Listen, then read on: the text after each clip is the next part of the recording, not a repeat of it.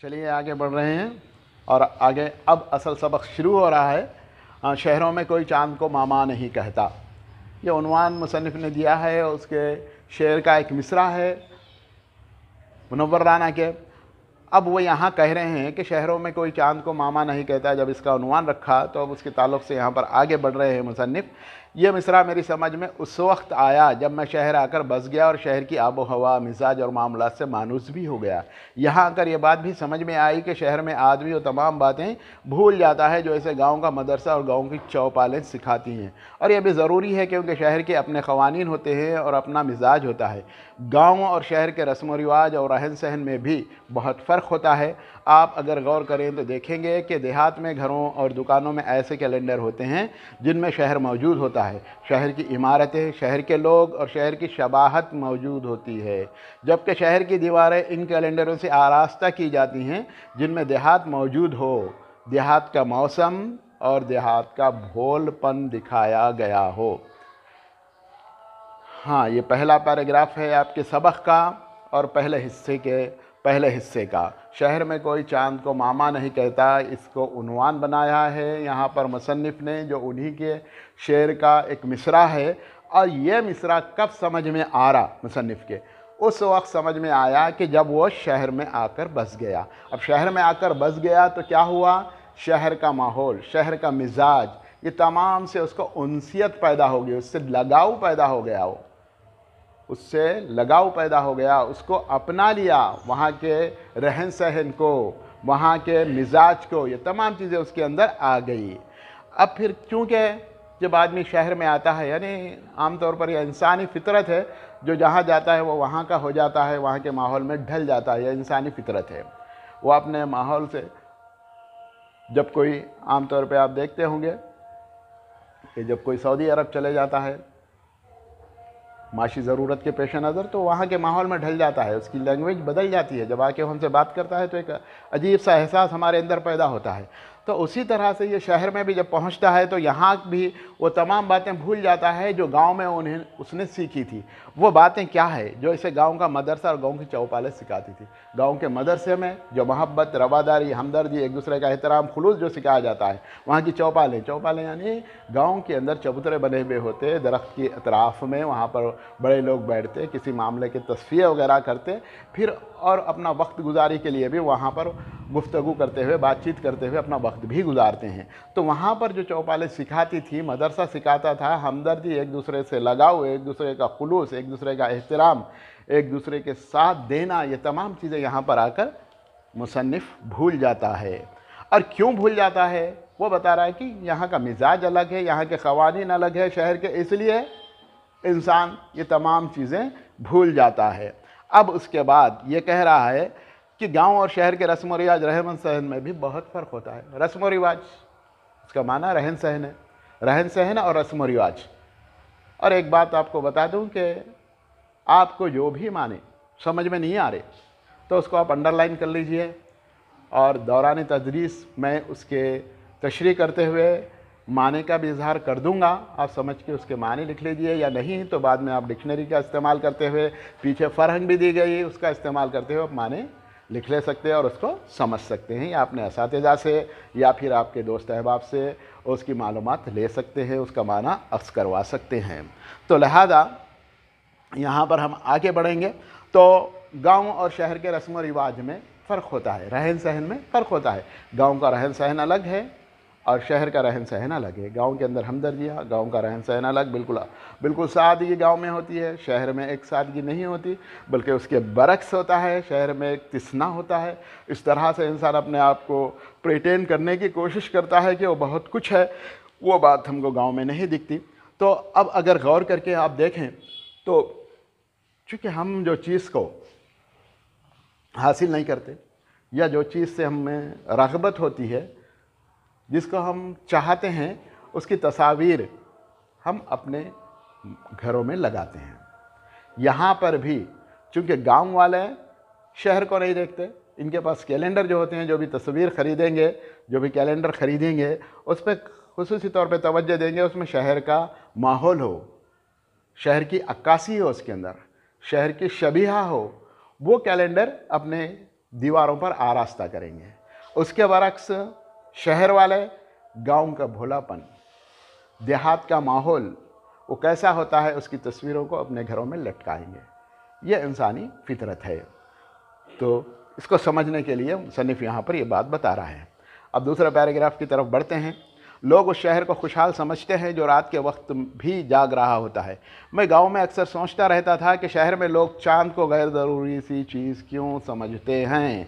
शहर में आने के कुछ दिनों बाद तक तो मैं भी चांद को चांद मामा ही कहता था, लेकिन रफ्ता रफ्ता जब शहर ने मुझे अपने सांचे में ढाल लिया तो मैं ये भी भूल गया कि कभी चांद से मेरी रिश्तेदारी भी थी। हाँ, लोग खुशहाल शहर किसको कहते हैं? जो रात को जाग रहा होता है। इसकी यहाँ पर तशरीह ज़रूरी है कि रात को जाग रहा होता है, शहर रात को जाग रहा होता है। इसका मतलब क्या है, इसको समझना है। इसका मतलब ये है कि जो रात में भी मसरूफ़ रहता है शहर, तो उसको तरक्की याफ्ता शहर कहा जाता है। यानी वहाँ पर रात को रात नहीं कहा जाता, इसलिए कि रात में भी कारोबार जारी रहते हैं, रात में भी काम जारी रहते हैं। वक्त गुज़रते जाता तो भी काम जारी रहते हैं। तो इसलिए मुसन्निफ यहाँ पर यह कह रहा है कि ये जो शहर रात को जाग रहा होता है वो उस शहर को खुशहाल समझते लोग, खुश रहने वाला शहर, यानी कि वहाँ के लोग खुशहाल हैं यह समझते हैं। इसकी वजाहत यह है कि शहर का जागना से मुराद रात में भी कारोबार जारी रहना। अब वो गांव में अक्सर ये सोचता था कि शहर में के लोग चांद को गैर ज़रूरी चीज़ क्यों समझते हैं। जब ये गांव से शहर आ गया तो तब चंद दिनों तक ये भी अब चांद को याद करता रहा, लेकिन बाद में ये भी चांद को भूल गया। आहिस्ता आहिस्ता चांद इसके ज़हन से निकल गया। निकलने की भी बहुत सी वजूहात है, वो नीचे आएंगी। उसकी वजह सबसे बड़ी यह है कि वो शहर के माहौल में ढल गया। सांचे में ढल गया बोलते तो माहौल में ढल गया। सांचा यानी किसी चीज़ को बनाने के लिए जो नमूना बनाया जाता है उसको उसमें रख कर उसकी शक्ल इख्तियार कराई जाती है तो उसको सांचा कहते हैं। तो सांचे में ढल गया यानी वहाँ के माहौल को अपना लिया।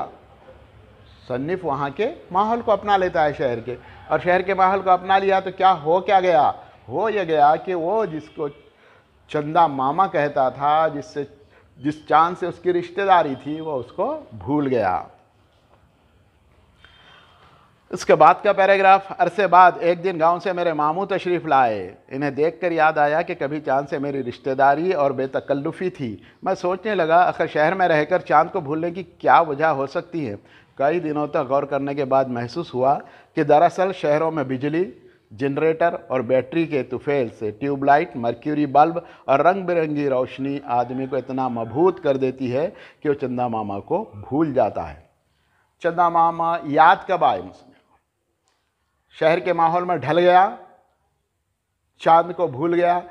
यहाँ पर एक सिर्फ तमसील है कि वो चांद को भूला बल्कि बताया जा रहा, लेकिन असल में हकीकत में पूरे गांव के माहौल को, गांव की हमदर्दी को, गांव में जो रवादारी थी उसको, गांव के खुलूस को, अदब एहतराम को, तमाम चीज़ों को भूल गया। यहाँ पर सिर्फ चांद का जिक्र करके मुसन्निफ ये कहना चाह रहा है कि गांव की तमाम चीज़ों को वो भूल गया है जो गांव से सिखाया था। गांव के माहौल में वो जिस तरह से था, अब शहर के माहौल में वो उस तरह से नहीं है। तो कब याद आया? जब उसके मामू तशरीफ़ लाए। मामू ये जो लफ्ज़ इस्तेमाल किया मुसन्निफ यहाँ पर मामू, मामा नहीं इस्तेमाल करा, जबकि शेर के मिसरे में मामा है, मामू इस्तेमाल करा। इससे उनसियत का इजहार होता है। गाँव वाले जो कहते हैं वो लफ्ज़ को मुसन्निफ ने यहाँ पर इस्तेमाल किया है। तो जब बहुत अरसे बाद, बहुत दिनों बाद उसके मामू वहाँ पर आए तो जब उसे याद आया कि चांद से भी उसकी रिश्तेदारी थी, उससे बेतकल्लुफ़ी थी, यानी जिससे हम अदब एहतराम नहीं करते, जो दिल की बात है वो कह देते हैं, जो भी चाहे मन में वो बात कह दी जाती है, उनसे बेतकल्लुफ़ मिलते हैं तो उसे कहते हैं बेतकल्लुफ़ी।